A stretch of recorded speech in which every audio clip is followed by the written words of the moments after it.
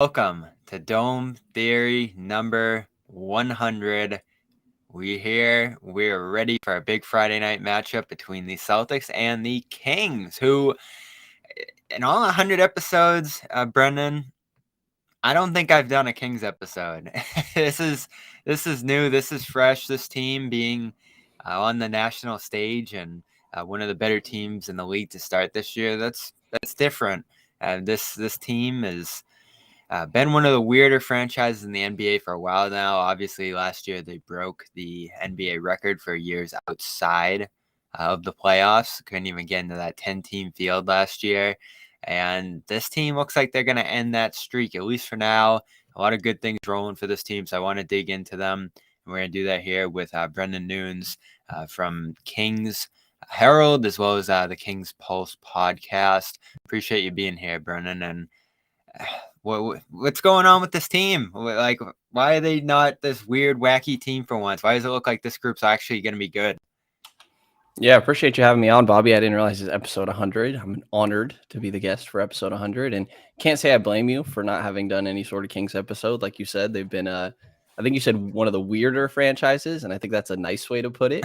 But they think they seem like they've put some things together. You know, I think that the coaching staff that's come in has really helped revamp things. A lot of things that have a lot of what has to do with this offense rolling so well is Mike Brown coming in and seemingly implementing a lot of what Golden State did. There's so much ball movement within this offense, and that is primarily ran through De'Aaron Fox, Domantas Sabonis, but then they have a lot of good shooters surrounded around them as well, who are high IQ players that can put the ball on the deck when they need to and make plays from there. So they're totally riding just being one of the best offenses in the league, only second to Boston Celtics. And the contrast, because they got off to kind of a rough start before this win streak that they just ended recently. And I remember right in that first week of the preseason off that hilarious Mike Brown quote. And I don't think like the context was 100% right around it, but it just kind of hit like a Kings tone when they lost that opening night game. Squandered a lead, I think, 10-point third quarter lead, got outscored 11-2 to close the game. And he said, for us tonight, I watched us do stuff in this game that we haven't done all preseason, all at training camp. Like he just didn't recognize the team that was out there opening night, and they've turned it around. Their offense is great. Like in terms of the new coaching staff coming in, like you say, Mike Brown and everything that they've brought here compared to last year, what are some of the biggest differences you're seeing in terms of how they play?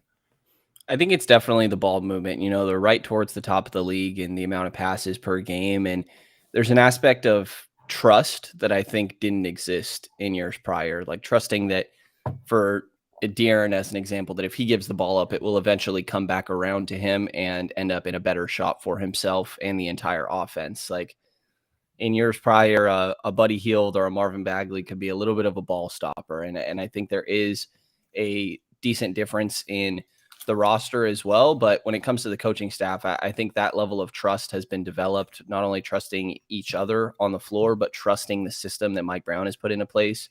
When they lost their first 4 games, that was something that was talked about a lot, that coach felt like they were trending in the right direction, but they obviously needed to start get some wins. So that way the players would trust what was being preached and the system that was being put into place. And obviously that happened. They won 7 in a row.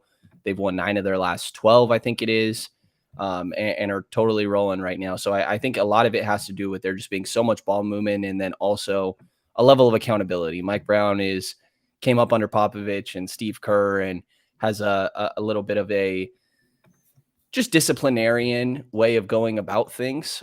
He's very much going to be holding players accountable, and I think that he has the right group of guys that respond well to that, rather than maybe shutting down and going into a bit of their own rhythm. Everybody seems to be trusting in what's being taught here, and it's been working recently. So the big thing with this team and where they're going all goes back to the Sabonis trade, and it happens a couple weeks before the deadline last year. It's about as divisive of a trade as I can remember, in terms of people look at Sabonis coming in and saying, all right, this is a real stable veteran all-star piece that you can build around. But you give up Tyrese Halliburton, and the things he's done in Indiana since that deal have just been remarkable. I think he was the player of the week last week in the East alongside De'Aaron Fox, which was interesting. And 20 points per game, 48% efficiency. That's where he's been floating around in Indiana. He's hitting a million threes, 39%. One of the top assist guys in the league now, 10, 11, pretty much every game since he's gotten there. He's just this hub of offense. And he had those flashes in Sacramento too. But now that you hand over the keys to him in Indiana, and he looks like he might be the best guy in that draft class, which is crazy to think about, Sacramento drafting a guy like that. And it's bittersweet for the Kings because you look at Sabonis and he's awesome and he's this like stabilizing force for them in terms of how they run their offense, and they have this amazing offense. But you look at what you gave up, and it could be this guy who becomes a top 10, 15 player in this league. Like, how do you kind of look at that for the Kings almost a year later?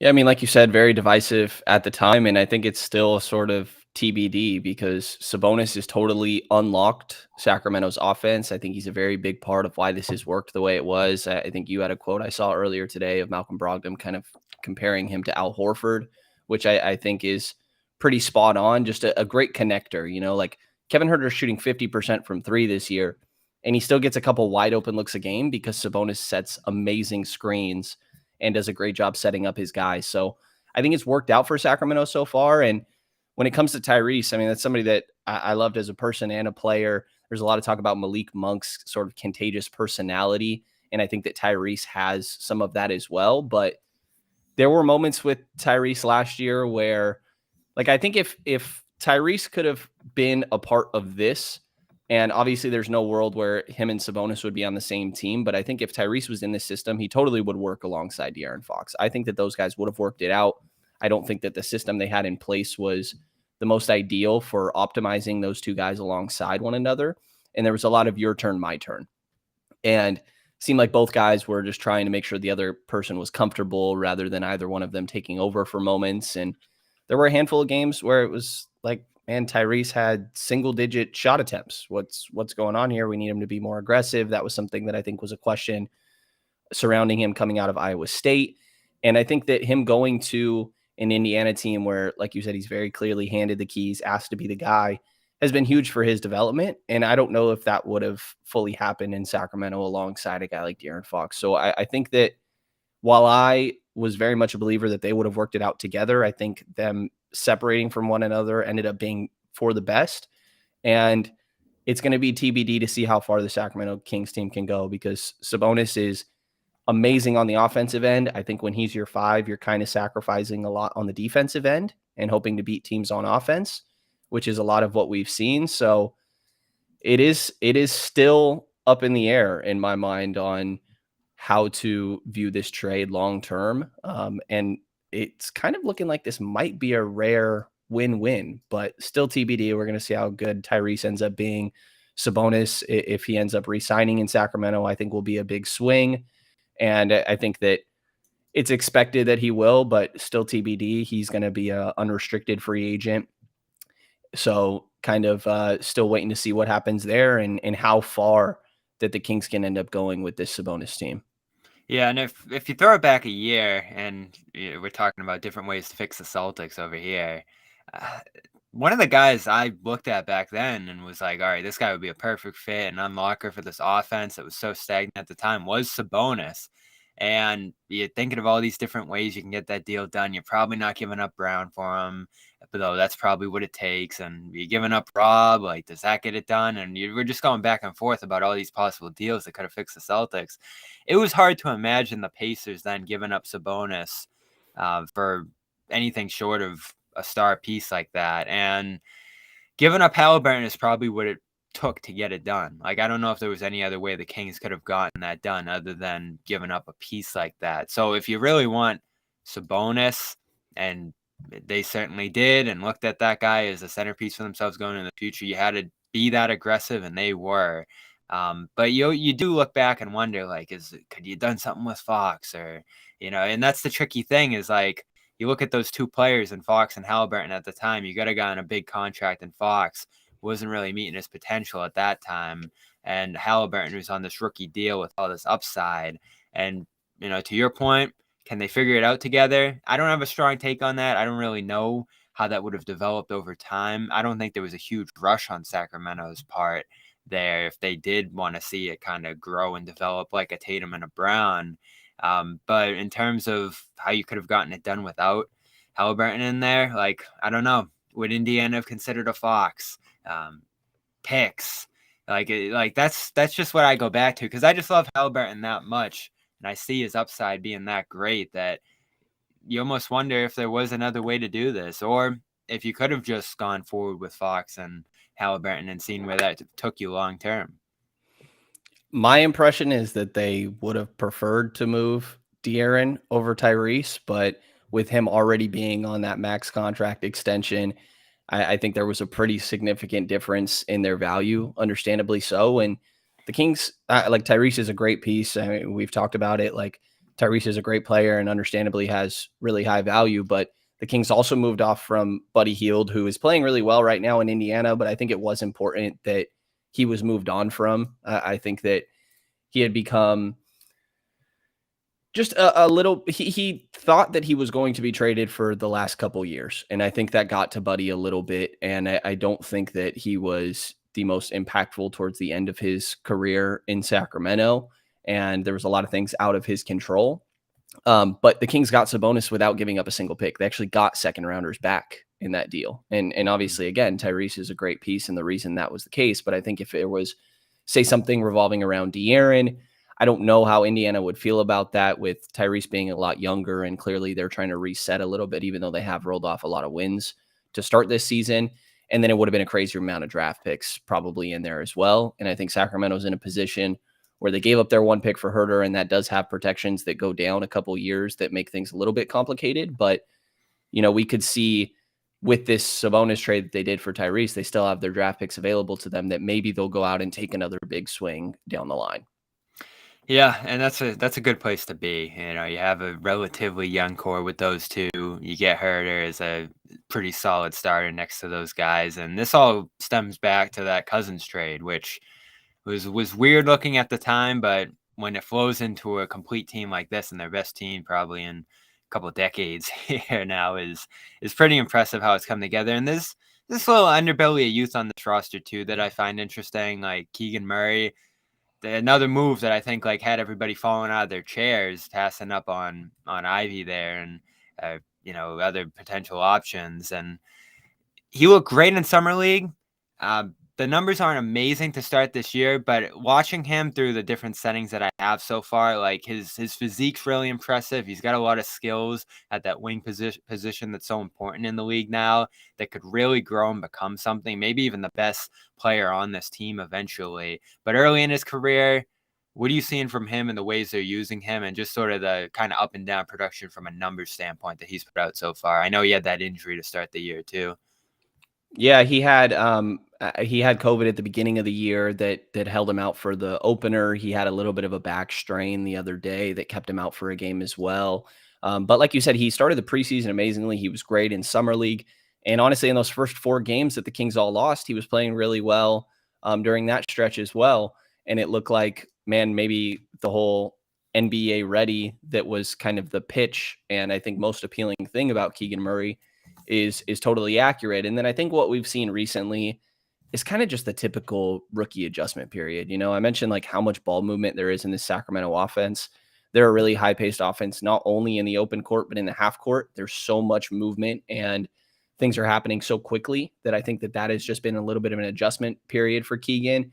And defensively, they're asking a lot of him. Last game they played against Atlanta, they're starting him on DeJounte Murray. They played a game against Cleveland earlier this year. They're starting him guarding Donovan Mitchell. Like they're asking a lot of him, and he's had good moments on like flashes of being switched on to Steph Curry and not getting cooked. I think that anybody is going to have a tough time being switched on to Steph, but he did as good a job as you could ask from a rookie. Like he, in that second game against the Clippers that they played this year, they lost because they missed a ridiculous amount of free throws, lost by 2 points, but Keegan was guarding Paul George pretty well at the end of that game. So I think we've seen a lot of flashes, and a lot of what's going on right now in my mind is just typical rookie growing pains. He also is very close with his family. This is the first time he's a twin. This is the first time he's been separated from his twin to this extent. He does have off the court family things going on as well, with some health issues with his grandma that happened while they were at a game in Charlotte that I think is probably impacting him a bit. So I don't really have too many worries. There are definitely questions of I thought Jaden Ivey should have been the pick of the time, and I still kind of sit there. And obviously Benedict Mathurin is playing great on Indiana as well. So I think it's still questionable on what the outcome of this pick will end up looking like a couple years down the line. But I don't really have any concerns about Keegan Murray's kind of up and down start. I think he's had a lot going on, and I kind of think it's just typical rookie adjustment periods, and would expect like a Harrison Barnes type player at very least down the line. Yeah, and he's coming up next to Barnes, which probably helps if he's going to become that. But it's interesting. It's all about like where you see the team going with a pick like that, because you fall to 4 in the lottery. You end up at 4 in the lottery rather. You obviously hope you win it, but you avoid the Chet Holmgren injury, even if you look at him being a long-term better player potentially there. And Jabari Smith, man, like the fact that he could have gone 1 in this class and he's off to the start he is. Again, it's so early, but I was looking at the Raptor ratings the other day and he's last in the league out of every player right now that qualifies there. Like, it's just been a brutal start for him in Houston. So you look at that pick there and it's not looking so bad. Everybody would have loved Banchero the way he's looking early on, but it's not always going to stack up in the order that everybody's picked there. And it looks like he's a pretty good bet, especially at a position that they need. And that's the tricky thing there, is if you're comparing Ivy and Murray directly, is that obviously the Kings need a wing to emerge now and become a great player next to those guards. They're in the position now where it looks like they're going to try to start winning in the near future here. So you almost rather have a guy, even if Ivy becomes a little bit of a better player, or even a significantly better player long term, as long as Murray fits on that wing spot for them and is a stable starter there long term, that might help more than having Ivy kind of stashed on the bench. Like, I almost look at Davion Mitchell, who's starting to show a little bit more this year, it seems like, but he's behind Fox and he's behind Halliburton a year ago and other guys in this backcourt. And if he's in another situation where he's starting and getting the room top rate on a team that kind of Murray is here, he might even be a better player by this point. So like that opportunity and that need thing in the draft is always tricky because you want to get the best player possible. But Ivy probably doesn't play as much here as he is in Detroit right now. Yeah, and probably doesn't get the same opportunities. You might run into some of the same issues you had with Fox and Tyrese alongside each other. I think that they would function fine in this free-flowing offense, but it's no secret that the Kings are very clearly trying to get back to the postseason as quick as possible. And I think there's some moments that we've seen that maybe I feel like they're being a little bit too short-sighted, because I think that in team building, you should still have the long-term plan or aim of being a team that can contend for Western Conference Finals sort of thing. And I question if Sacramento is in a spot where their ceiling maybe doesn't quite reach that. But the start of this year has totally changed that around. But you can see sort of some of the short-sightedness even in these last 3 picks. Like Keegan Murray was a safe option, right? One of the more NBA-ready guys, and a little bit of a fit pick. They very much need wings, as you pointed out. Like we said all throughout last year, that the Kings need another Harrison Barnes, and they kind of went and drafted another Harrison Barnes. And then the year prior, Davion Mitchell being picked, I think is also one of those more NBA-ready guys, and you just know that he's an NBA player. You go back to the year prior, I think anybody would have picked Tyrese when he fell to 11, but that's also a little bit of a safer pick. So I think that they definitely have put a lot of effort into wanting to get back to the playoffs and really just get this stink off of their franchise that's been surrounding them, and all the Kings memes and that are justified and everything. Like I think that it was really important to them to just get back to being a respectable team, and they've done that so far. Yeah, and that's sort of where the Huerter trade comes from, right? That I guess if you want to call it short-sightedness or whatever it is, just that fixation on getting back to the playoffs, which is why I hated the Sabonis trade so much at the time. It almost felt like a win-now move in a year where they were in a play-in push kind of situation, and they don't even make the play-in. But obviously, there's years to operate beyond that first year with him there. This pick that they give the Hawks, this is always tricky. The protections that go back year after year after year. So it's what, top 14 in 2024, then it kicks to 25, 26, and then in 27 it becomes, or 26, 27 it becomes second round picks. So that's 3 years with your first round picks tied up, which is always makes it tough if you want to make another move down the line. You have to sort of, I guess, go back to that other team and adjust some of those protections or hope that it conveys next year. Like, that's always a tricky way to set up a trade where, like, you tie yourself up for several years, even though you're only giving up one pick there. And Huerter, I don't know what you've kind of thought about his contribution so far. He's a guy a lot of people in Boston would have loved to have seen on the Celtics, and I think a lot of people around the league love his defense on top of the shooting. But that's another one. It's like, all right, how much does this help you long term? How great does this make you in the immediate term? And what's kind of the cost you're giving up of 3 years of picks potentially there that you really can't move on from if you want to make another move beyond this? Yeah, like you said, they could try to go back and renegotiate and maybe take those protections off and just like make it an unprotected 2024 if they were feeling good about their team and had another move lined up that they wanted to make. But I think ideally that they aren't in the bottom 14 in 2024 and then it ends up conveying there and then kind of clears up from that point.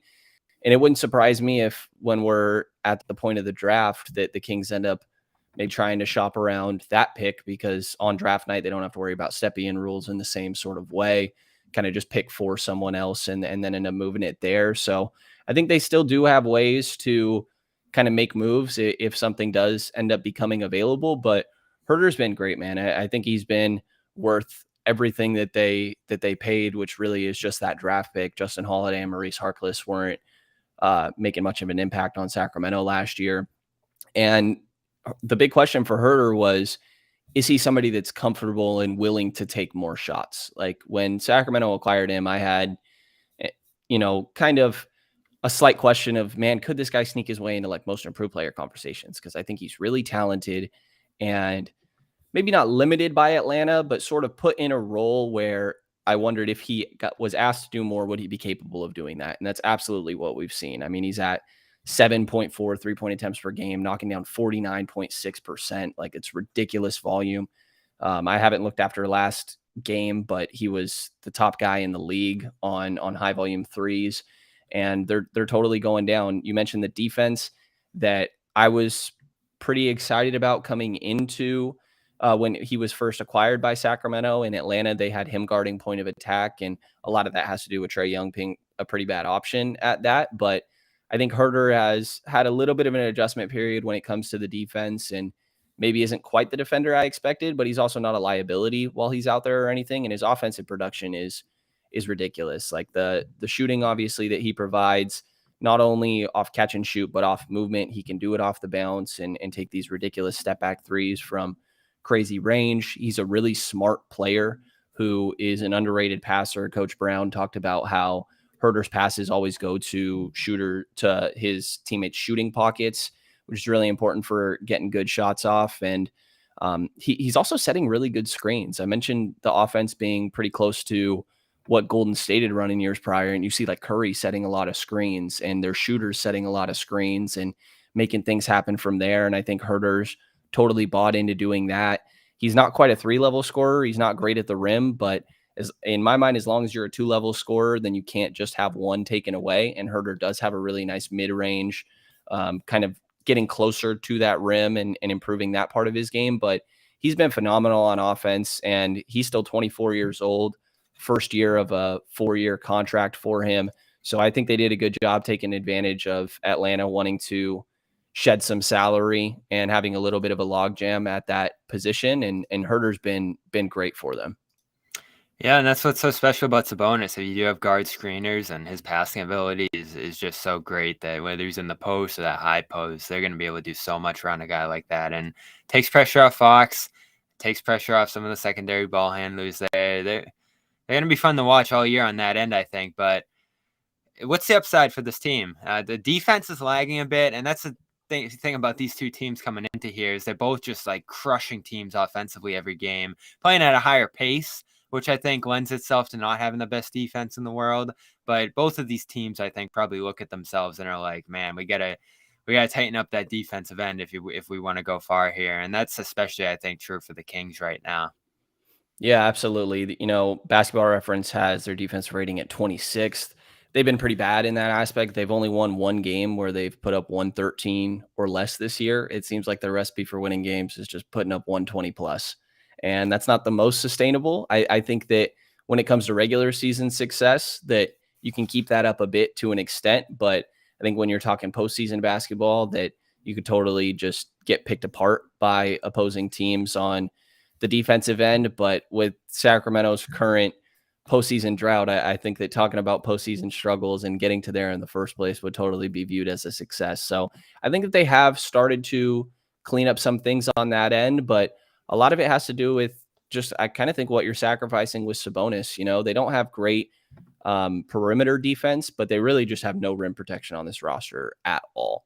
And I think that's a function of running Sabonis at the 5. And the idea is that maybe down the line they can try to get a 4 who can protect the rim, but then they also need to be a capable offensive player. And I think that's a pretty rare archetype in the league. So if they can end up finding someone like that, maybe this can end up getting turned around. But I think that right now they're just trying to do enough to let their offense carry games. And they've had some moments of being able to do that. I actually thought on this road trip against Memphis and Atlanta, they had some of their better defensive quarters. They also had a couple pretty bad ones, but that third quarter in Memphis, I think they held them to 17 points. The fourth quarter in Atlanta, they held them to 18 points.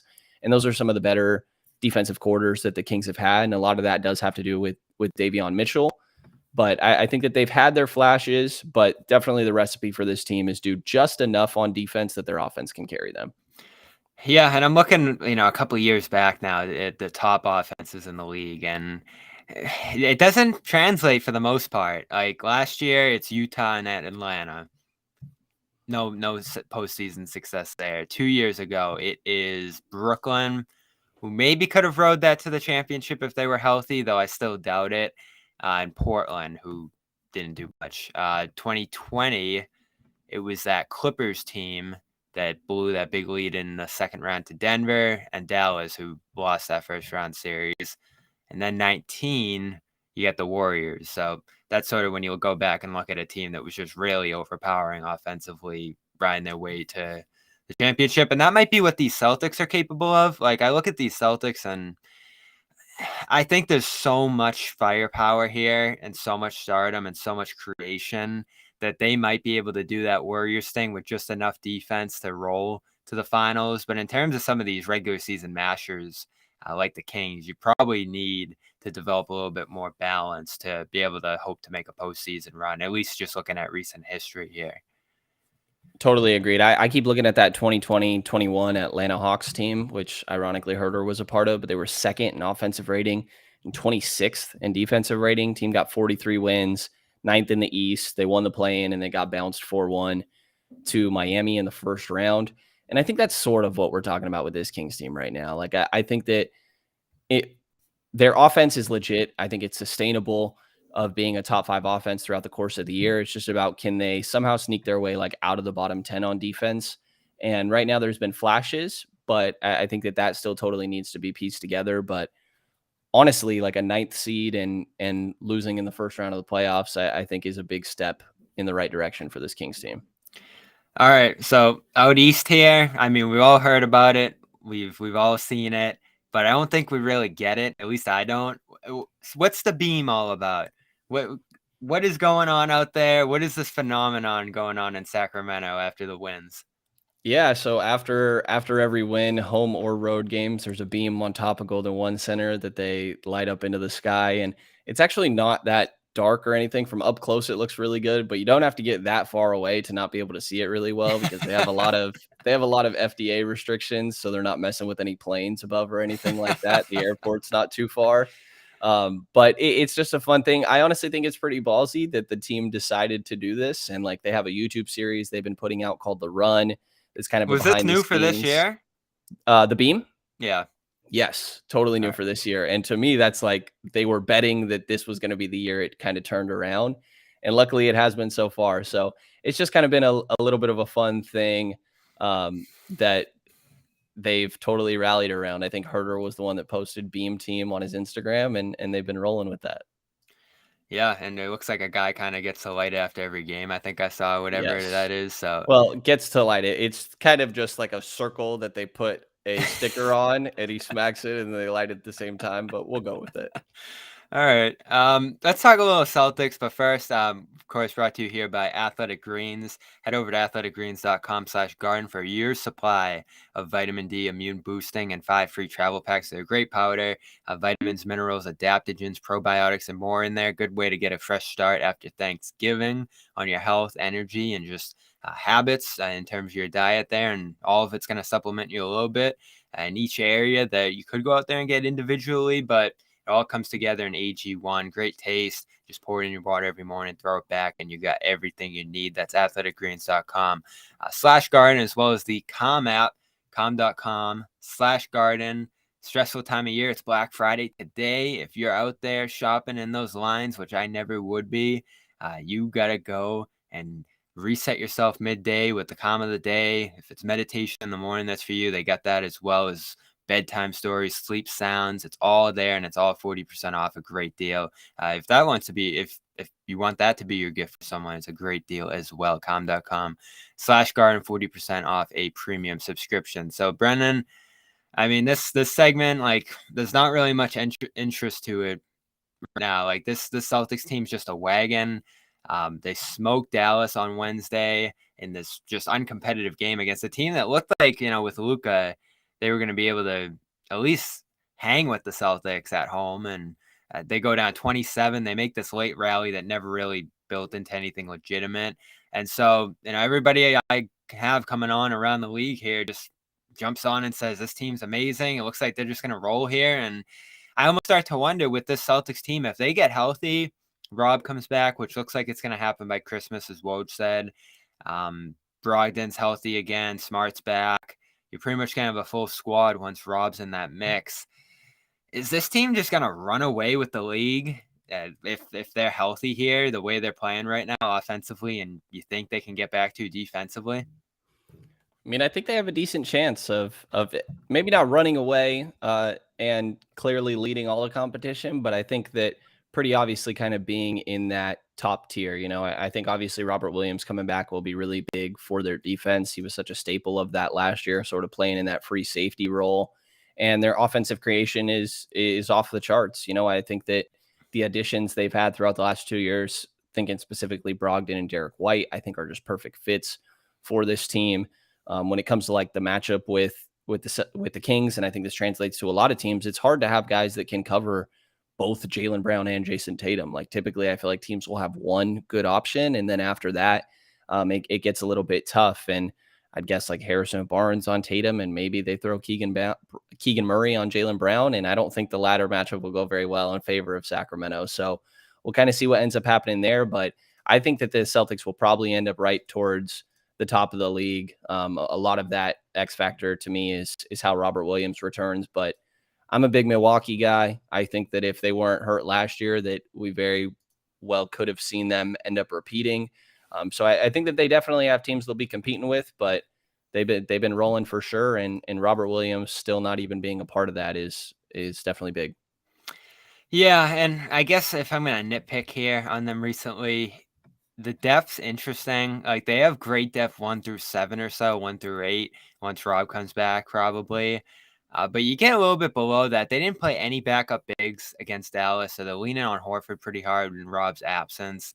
The 3 options they have there behind Blake Vonleh, as well as Luke Cornett, who's had some flashes, haven't been the best in the world. So, I hear some buzz, Brian Windhorst talking about Jakob Pertl.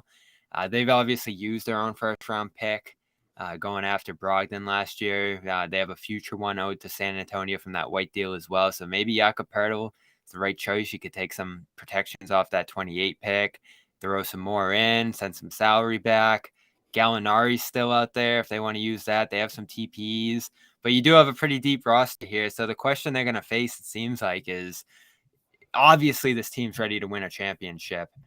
Obviously, if you need to add something, you're going to do it. But there's so much here already. Does adding to it kind of take away? I think Brad's talked about that in the past. Is it worth throwing extra picks at a guy who maybe doesn't have a big role when this group's healthy? The bring in a guy at the wing who's going to need the ball. Sam Hauser's kind of their backup wing right now, which is working right now, but come playoff time, I don't know, like guys do score on him. I know he's gotten better defensively, but they can go at him and attack him, and all of that stuff becomes a little bit more highlighted come playoff time. If we look back at the finals, this great roster last year too, it just got a little bit tighter. Like White kind of became irrelevant. Grant certainly did in the finals. You saw Horford kind of get taken out of the game offensively. So you're probably looking at this roster saying, all right, do we have to add to this a little bit? Add some insurance, add some firepower off the bench, or do you just kind of stick with what you have here and hope that it's going to keep rolling? I mean, I think maybe some marginal moves kind of to just help with the regular season. But to me, like when you have a sort of 8 guys that you feel good about, that like that's a recipe for success in the postseason. And I think that surviving the regular season is a little bit of a different story. And maybe there's something like I think I looked earlier in the year prior to the season starting, like I think like Alex Len fit into a TP the Celtics had, for example, like something small like that. I could see maybe being again like marginal moves, but I think having 8 guys that you feel really good about is totally a recipe for success in the postseason, and it seems to be working well right now. If they can find somebody else that fits into their scheme and being a good defender and complementary offensive player like they have found with White and Brogdon, I don't see why it would hurt to add another. But to me, my outside perspective is specifically if Robert Williams comes back and can find his way into a consistent role in the rotation again, that I think the depth is maybe something that will hurt you in some regular season games, like second nights of back-to-backs, which is something the Kings just dealt with in Atlanta. They don't have great depth themselves. That maybe it hurts you here and there, but I think that postseason, which is probably what's most important for the Celtics team, I'd imagine that 7, 8, maybe 9 guys is a fine recipe in my mind. Yeah. The only one that you think about is that insurance depth piece at big, just because of Rob's health, Horford's age. That makes a lot of sense to me. The Kings do have a million centers. I don't know the Alex Line I've liked in the past. Doesn't look like he really has a role there. Raquan Holmes, that one's interesting. I don't know what happened there. Like he was the starter on this team a couple years ago, and now I guess he's just not really much of a piece for them. I know he had some Yeah. legal issues off the floor and stuff like that. What happened there? Yeah, his legal stuff did end up clearing up. There were no charges pressed or anything like that. But when it comes to his on-court performance, like he just doesn't really fit what the Kings are trying to do. I think that if it's a team that runs a lot of pick and roll, we saw like his push shot really develop the last couple years. I love that push shot. Yeah, the push shot was pretty great. Doug Christie, who used to be on the broadcast, now part of the coaching staff, used to always say it was patent pending. And Holmes is so good at that push shot, but I think he does have to get set up for it and run a lot of pick and roll and get put in spots where he can finish plays. And the Kings run so much through their big and ask a lot of playmaking. They like to play this 0.5 offense, which is just making decisions in 0.5 seconds. And I don't know that that really caters to Holmes's strengths. And defensively, he hasn't looked great, which has been a little bit of a mystery. I think that there's probably some frustration on his end for him getting not the contract that he maybe wanted in the offseason. And there was complications there with his agent that he ended up letting go after that offseason. And then also Sabonis getting acquired and his role just disappearing for that reason, really, rather than him doing anything wrong. So Chimezie Metu has emerged as the backup 5 for this team, and I think we'll probably see it stick that way. But I still think Holmes can be a top 20 center in the league, which sounds crazy, but after like the top 8, it really becomes this huge group of guys. But I do think that Holmes benefits most from a team that plays a lot of pick and roll, so he can be put in a position to be a play finisher where he's one of the most efficient guys in the league. And then defensively, I do think that he's pretty solid on switching. So he's the guy for sure I look at on this Kings team, and it's in my mind he'll end up in a different place prior to the trade deadline. Yeah, you wonder where that'll be with those limitations, with that contract bigger than I expected. 11 million this year, 12 next, almost 13 the year after that. That's hefty for a center now, especially a role guy as he's become here. And Jakob Poeltl actually makes less. I think Robert Williams makes less than that too. the center hierarchy in the league in terms of salary is pretty wacky. How much does Steven Adams make? That was a weird one too when he got that extension. Before we get out of here, he makes for Memphis $18 million. That center market's pretty wacky. It's all over the place what those guys are making now. He's Brenden Nunes. You can check him out on Kings coverage tonight and always at Kings Herald, as well as the Kings Pulse podcast. He is Brenden, BRENDN, DEN, Nunes, NBA on Twitter. Brenden, great having you on here. Great catching up, and keep up the good work out there. Yeah, appreciate you having me on, Bobby, and hopefully we get a fun matchup tonight. I think it's first to 130 wins. Yep, there we go.